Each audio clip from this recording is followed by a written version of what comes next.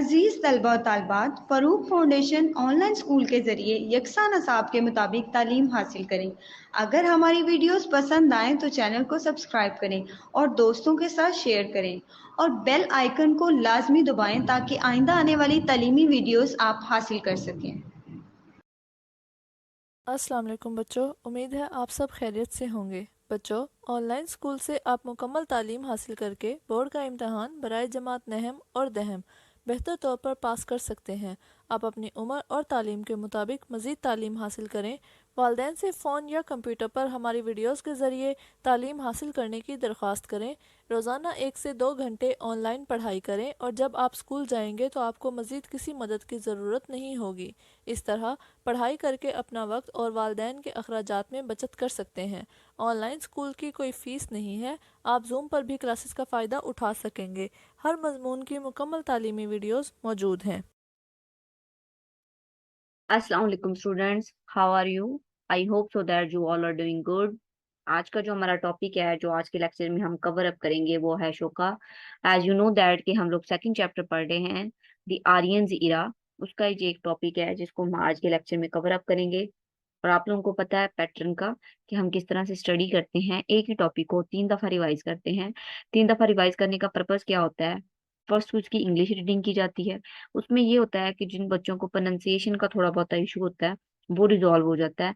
And after that उसकी उर्दू में total summarise किया जाता है, उर्दू में उसकी समरी दी जाती है। और थर्ड टाइम फिर उसको एक्सप्लेनेशन के साथ बताया जाता है, 1 बाय 1 रीडिंग करके, उर्दू और इंग्लिश का मिक्सअप करके। उससे क्या होता है कि जो बच्चे इंग्लिश को प्रिविलेज देते हैं, इंग्लिश को प्रेफर देते हैं, उनके लिए वो वाला आसान हो जाता है। और जिन बच्चों को इंग्लिश की उतनी अंडरस्टैंडिंग नहीं हो पाती, तो जब उर्दू में समरी उसकी दी जाती है, तो वो उसको ज्यादा आसानी तरीके से समझ पाते हैं। और थर्ड टाइम फिर उनकी सारी जो कंफ्यूजन होती है उस टॉपिक के रिलेटेड, वो सारी दूर हो जाती है। तो इस तरह से हर बच्चे की जो डिफिकल्टीज होती हैं टॉपिक को लेकर, मसले मसाइल होते हैं, वो सारे उनके रिजॉल्व हो जाते हैं। Okay, without wasting our time, let's start our today lecture. Ashoka, 372 BC to 332 BC। Ashoka was the grandson of Chandragupta Maurya. He enthroned in 272 BC after the death of his father Bindusar. He inherited a great empire. He ruled like his grandfather. He made very strict rules. He killed his brothers to get hold of the state of Magadha. He attacked to capture the state of Orissa in 261 BC. Ashoka got victory. Almost 1 lakh people were killed in this battle. He started hitting from the battles after these incidents. He decided not to fight any further battle. He released the prisoners of wars and apologized to the nation. He left violence and became the followers of Buddhism. He ran his empire properly. He grew trees along the roads.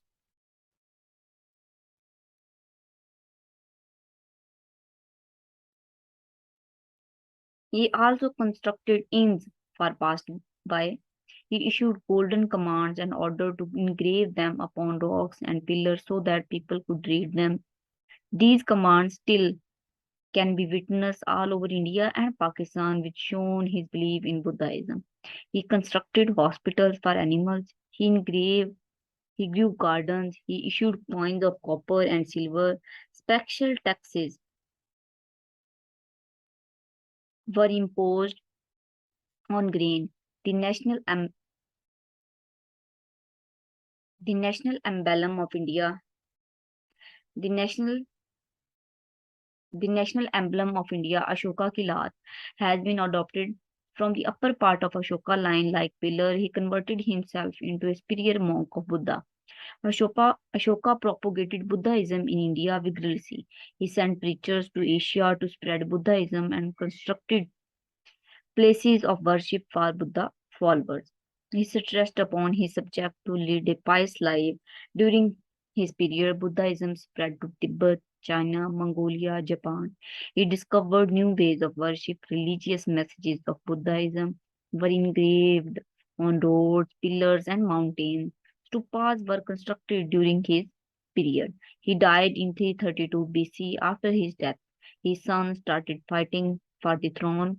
Due to this reason, India was divided into small states. Second time जो इसकी जो हम लोग second जो phase है, same Ashoka का जो topic है उसको उर्दू में समराइज करेंगे, मीन इसकी उर्दू में समरी बताएंगे, and after that third time हम उसको अगेन से रिपीट करेंगे।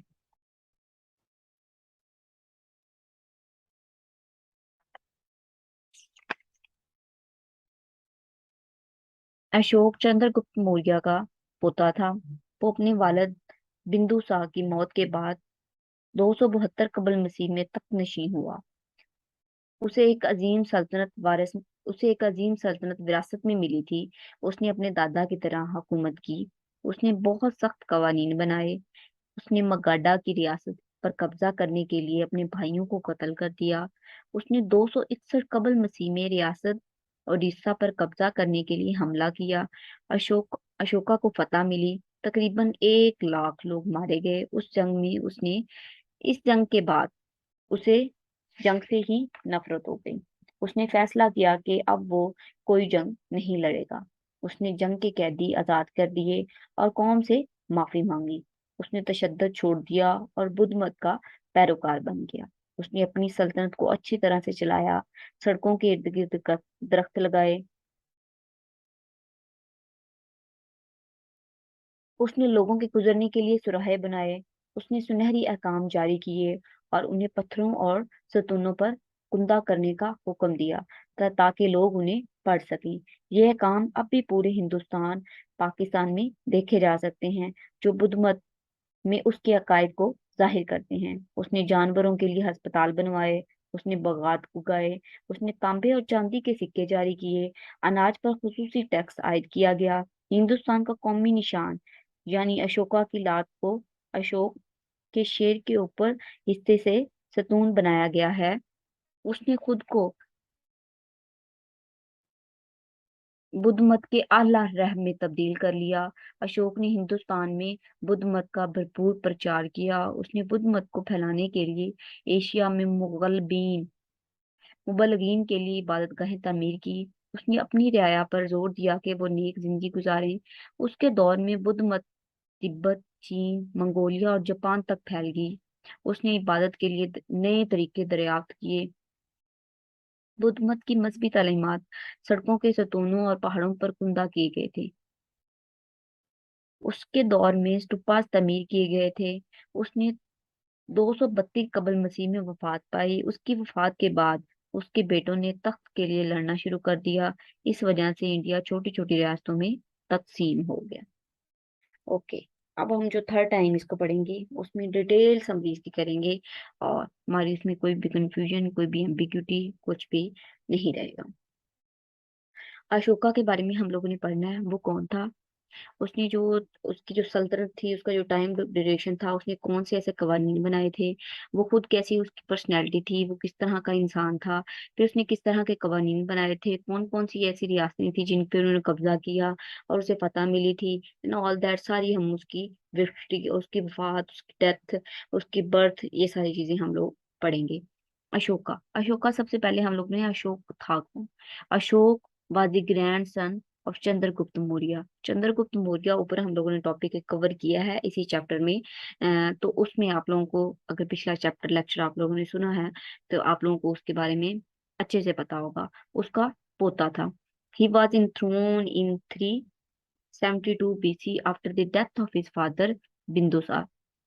मेन उसका टाइम ड्यूरेशन बताया गया है कि उसने किस वक्त से लेकर किस वक्त तक हुकूमत की, वो तख्त नशी पर कब तक रहा, उसका जो एम्पायर है, उसकी जो सल्तनत का ड्यूरेशन है, उसके बारे में हम लोगों ने पढ़ना है। वो तख्त नशीन किस टाइम पे हुआ, किस ड्यूरेशन पे हुआ, ये आप लोगों को चीज याद होनी चाहिए। ये इसकी क्या याद डेट है, 372, 272 BC मीन बिफोर क्राइस्ट। इसमें हम लोगों के दो एमसीक्यू सीन हम लोगों को, पहले अशोक था कौन, वो चंद्रगुप्त मौर्य का ग्रैंडसन था, एक एमसीक्यू आप लोगों को याद होना चाहिए। देन उसके फादर का क्या नाम था, बिंदुसार उसके फादर का नाम था। वो तख्तनशी कब हुआ था, उसकी डेट क्या थी, 372, 272 BC में अपने बाप की डेथ के बाद वो तख्तनशी हुआ था।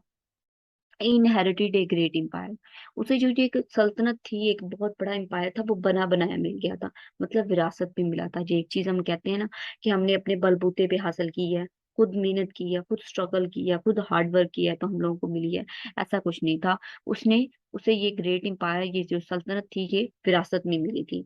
He ruled like his grandfather. उसके जो कवानीन थे, उसका जो सल्तनत को चलाने का तरीका था, वो किसकी तरह से था, किसकी रिजेम्बलेंस के था, ग्रैंडफादर की तरह। उसका जो चंद्रगुप्त मौर्य, उसका जो दादा था, उसकी तरह उसके जो कवानीन थे सख्त उसी की तरह थे, अपने दादे की तरह। He made very strict rule. उसने बहुत सख्त कवानीन बनाया हुकूमत को चलाने के लिए। He killed his brother to get hold of the state of Magadha. तख्त के लिए बहुत से लोग जंगे लड़ देते हैं, अपनी जानें कुर्बान कर देते हैं, कत्ल हो जाते हैं, कत्ल कर देते हैं। तो इस तरह उसने जो अपने भाई थे उनको कत्ल करवा दिया।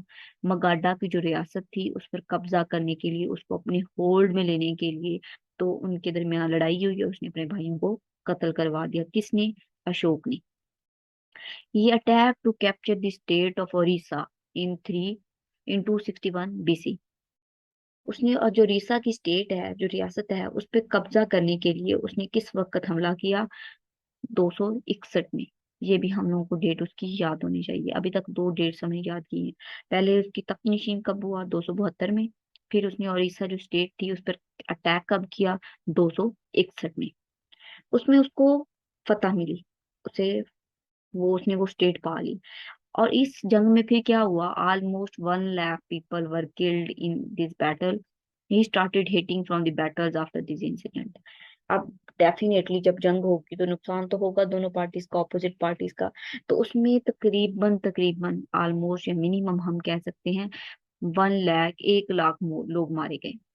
जब इतने लोगों की डेथ को उसने देखा तो उसको ये बहुत चीज अजीब लगी। मतलब इतने लोगों की जान चली गई है सिर्फ एक स्टेट की खातिर। तो उसने क्या किया? उसे उसके बाद जब इतने लोगों की उसने डेथ देखी अपनी आंखों से, तो उसे जंग से ही नफरत हो गई। उसने जंग लड़ना छोड़ दी।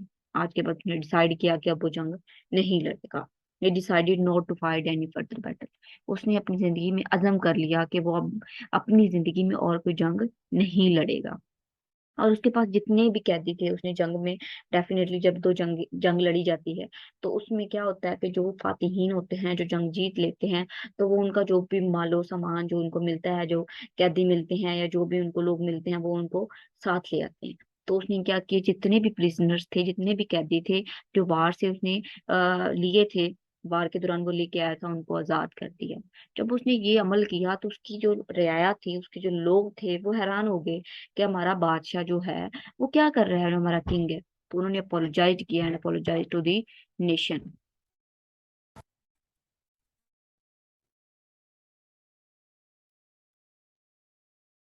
तो उसके जो रियाया थी वो परेशान हो गई कि हमारा किंग क्या कर रहा है। तो उसने अपनी जो रियाया थी, जो अपने लोग थे, उनसे माफी मांगी अपनी सेक्शन के लिए। और उसने उसके बाद अज़म कर लिया कि अब वो क्या करेगा, जंग नहीं लड़ेगा, वायलेंस क्रिएट नहीं करेगा, सुकून और पूरा अज़म जिंदगी गुजारेगा। और वो क्या किया, उसके बाद उसने वो रिलीजियस पर्सन बन गया। और उसने कौन सा मजहब इख्तियार किया? बुद्धाइज्म का। He became the follower of Buddhism. वो बुद्धाइज्म का फॉलोअर बन गया। देन उसने लोगों की वेलफेयर के लिए अच्छे काम किए। क्या किया? Run his empire properly. उसने बहुत अच्छे तरीके से अपनी सल्तनत को चलाया। He grew trees along the road. उन्होंने सड़कों के गिर्द दरख्त लगवाए। हम लोगों ने जब अभी तक जो चैप्टर एक पैराग्राफ पढ़ा है उसमें 4-5 एमसीक्यूज बनते हैं। फर्स्ट, ये अशोका का चंद्रगुप्त मौर्य के साथ क्या रिलेशन था, उसके बाप का क्या नाम था, वो कब थ्रोन पे बैठा, उसकी डेट ऑफ बर्थ क्या थी। देन किस स्टेट के लिए, ये भी पूछा जा सकता है कि कौन सी ऐसी स्टेट थी जिस स्टेट के लिए उसने अपने भाइयों को मरवा दिया था। वो कौन सी स्टेट थी? वो मकाडा की स्टेट थी। देन उसने ओरेसा जो स्टेट है उस पे कब हमला किया, ये पूछा जा सकता है। और उसका वो कौन से रिलीजियस का फॉलोअर था, ये पूछा जा सकता है। तो वो बुद्धाइज्म जो रिलीजियस है उसका वो फॉलोअर था। देन उसने बैटल से उसे क्यों नफरत हो गई? क्योंकि जो उसने एक जंग लड़ी थी और ईसा पर कब्जा करने के लिए ही कैप्चर्ड, तो उस में उसे फतह तो हो गई लेकिन 1 लाख लोग मारे गए। तो इस वजह से उसे जंग से नफरत हो गई। एक कंस्ट्रक्टेड इंस for pass by way.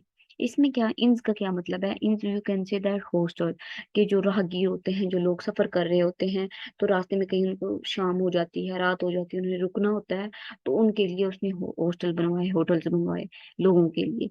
He issued golden commands and order to engrave them upon rocks and pillars so that people could read them. उसने क्या किया, एक सुनहरी असूल बनाए, जो उनके असूल थे उसके जो थे।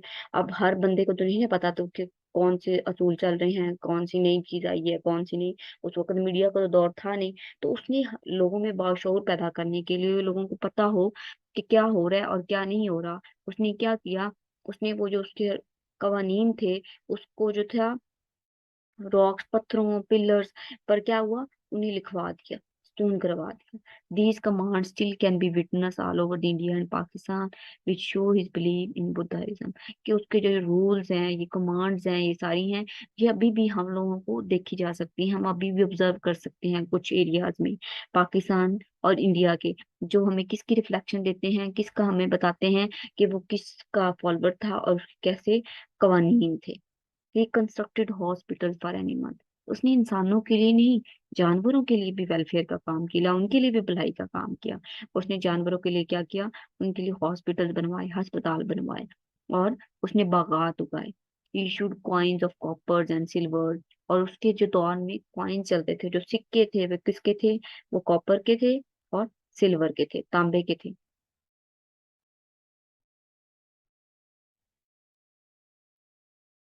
तांबे और चांदी के सिक्के थे, ठीक है। Special taxes were imposed on grains. और गंदम पर एक स्पेशल किस्म का टैक्स, टैक्स ये होता है कि आपने कुछ हिस्सा जो होता है वो अपनी हुकूमत को देना होता है, तो ये है। आगे हमारा है the national anthem.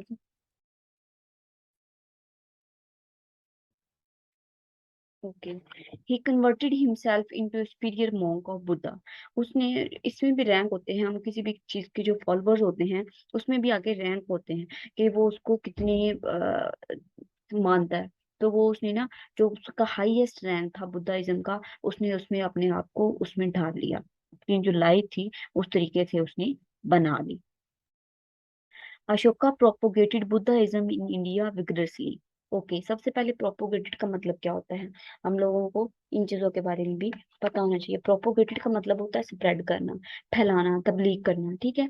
बुद्धाइज्म in India vigorously, vigorously होता है स्ट्रांगली, कि उसने उसका प्रचार किया। उसने, जो बुद्धाइज्म था वो इंडिया में एक, उसकी एक जैसे कहते हैं मुहिम चलाई, लोगों को इसके बारे में अवेयरनेस दी। उसने बहुत ज्यादा इंडिया में जो बुद्धाइज्म था वो फैलाया।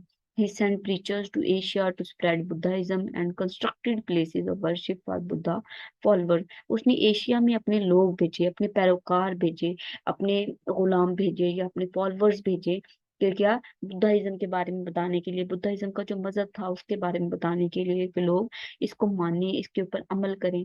जैसे अब हम लोग देखते हैं कि हर मजहब के जो लोग होते हैं वो अपने मजहब के बारे में बता रहे होते हैं लोगों के, कि हमारे मजहब में ये चीजें हैं, ये चीजें हैं। तो तबलीग जिस तरह से हम कहते हैं कि हम करते हैं, लोगों को तबलीग करते हैं कि अच्छे काम करने चाहिए, बुरे कामों से रुकना चाहिए ना, ऑल दैट। उसी तरह उसने भी तबलीग की, बुद्धाइज्म की उसने तबलीग की, और वहां पे उन्होंने डिफरेंट जगह पे जो थे उनके, उसने तमीर मंदिर या उनकी जो भी था वो तमीरात करवाई।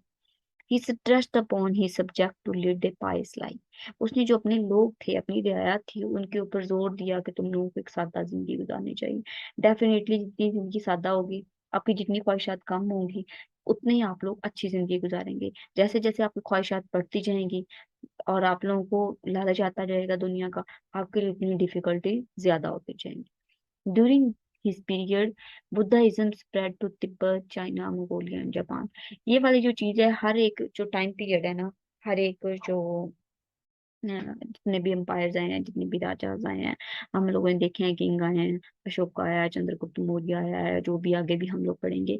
उसने किन किन जगह पे अपना रिलीजियस फैलाया, किन किन जगह को फातेहा किया, ये थोड़ी सी कंफ्यूजिंग है, लेकिन आप लोगों को इसको क्रैमिंग करनी पड़ेगी, रट्टा मारना पड़ेगा, and after that you will be able. इतना डिफिकल्ट नहीं आता, क्वेश्चंस हमेशा मोस्टली एक्सरसाइज से आते हैं, लेकिन देन फिर भी मैं आप लोगों को कुछ चीजें इसकी याद होनी चाहिए। फिर discovered new ways of worship. उसने जो इबादत के नए तरीके मुतारिफ करवाए। Religious messages of Buddhism were engraved on road, pillars and mountain। Religious message क्या होता है, रिलीजियस मैसेज ये कि जैसे हमारे इस्लाम में है कि झूठ बोलना गुनाह है, सच बोलना चाहिए, चोरी नहीं करनी चाहिए, ये काम नहीं करनी चाहिए, शराबनोशी नहीं करनी चाहिए एंड ऑल दैट, ये वाली जो सारी चीजें। उनको जो उसके रिलीजियस मैसेजेस थे, बुद्धाइज्म के जो रिलीजियस मैसेज थे, उनके रिलीजियस मैसेजेस उन्होंने नक्श करवाया। मतलब उन्होंने रोड्स के ऊपर और पिलर्स बनवाए, माउंटेन के ऊपर जैसे लिखवाया होता है, नक्शीन करवाया होता है, आर्ट करवाई होती है, उसने उसके ऊपर फोकस किया कि लोगों को उसके बारे में पता चले। उसने अपने रिलीजन के बारे में बहुत काम करवाया। स्तूपास वर कंस्ट्रक्टेड ड्यूरिंग हिज पीरियड। उसके दौर में जो स्तूपास थे वो भी कंस्ट्रक्ट किए गए। स्तूपास क्या थे कि उसकी जो थी इबादत करने के लिए जो उनको बनाया जाता था, वो स्तूपास थे।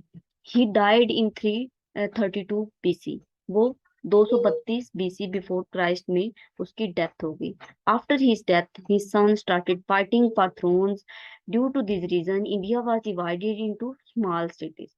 और उसकी डेथ के बाद क्या हुआ, जो उसके बेटे थे उन्होंने आपस में थ्रोन्स के लिए, तख्त नशीन के लिए लड़ना शुरू कर दिया। और इसके बाद क्या हुआ, जो उनका इंडिया था वो डिफरेंट स्टेट, छोटी छोटी रियासतों में तकसीम होके रह गया। आज का जो हमारा जो टॉपिक था वो यहीं पे क्लोज होता है। इंशाल्लाह अगली जो चीज है वो हम लोग नेक्स्ट लेक्चर में कवर अप करेंगे। मिलते हैं अगली क्लास में। अल्लाह हाफिज, अल्लाह निगहबान।